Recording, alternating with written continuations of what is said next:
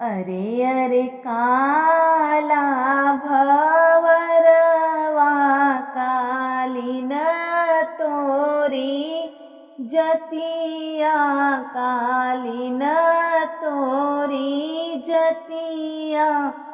भवराजू मोरे पहिला बियाह नेवता पहु चावऊ नेवता पहुँचावऊ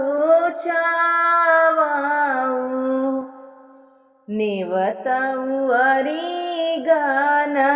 परिगन सासु कनैहर मोर नानियाऊर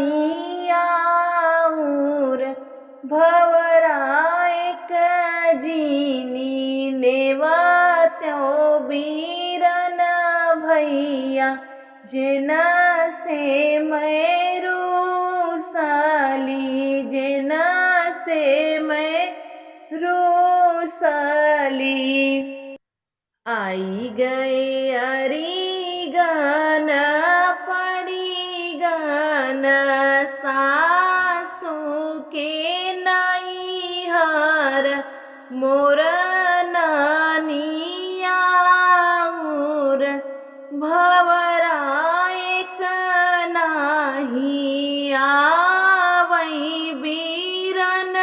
भैया जेना से मैं रूठली जेना से मैं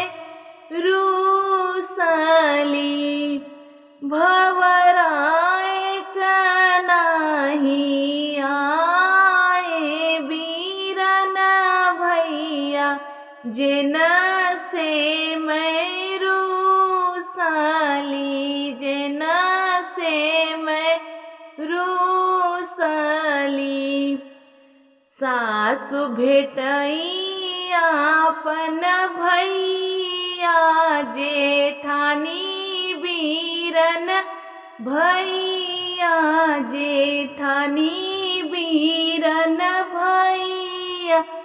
अरे मोर बजारा करे जवाना फाटई मैं के उठी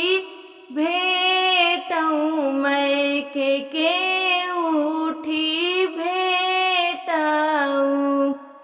जिनी सासु अंगनाली पावाऊ चौक पुरावाऊ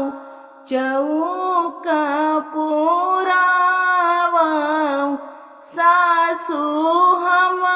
नाही पूजब मायनवा बीरन भैया नहीं आए बीरन भैया नहीं आए हो सासु हम नाही बैठब चौकवा बीरन नहीं आवै बीरन नहीं आवै अरे अरे काला भवरवा कालीन तोरी जतिया कालीन तोरी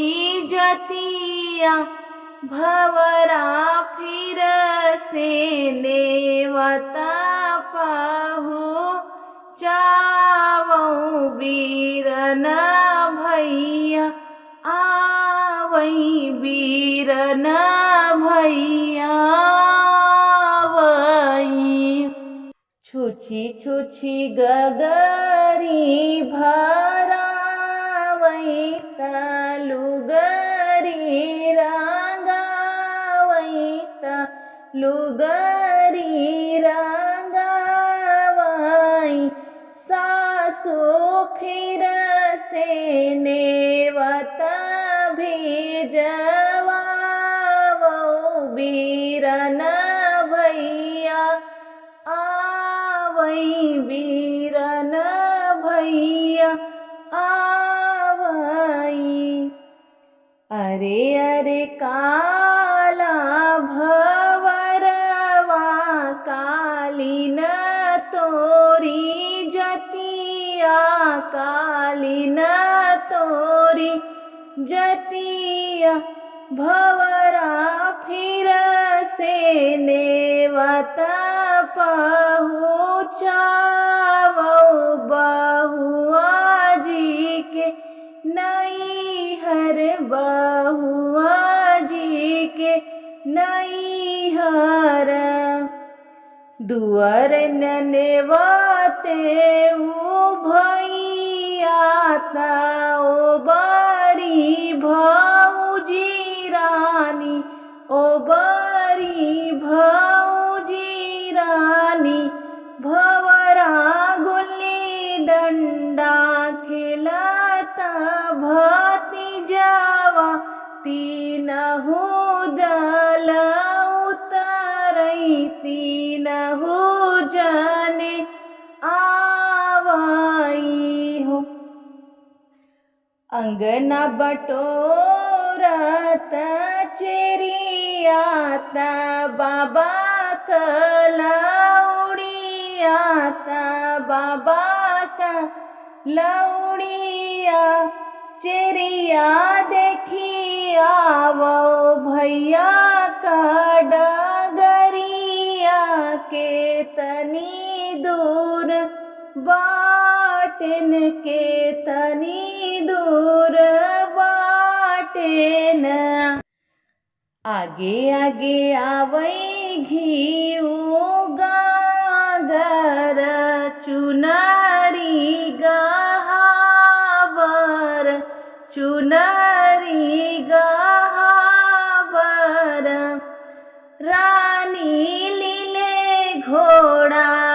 वही तोहरा भैया त डड़िया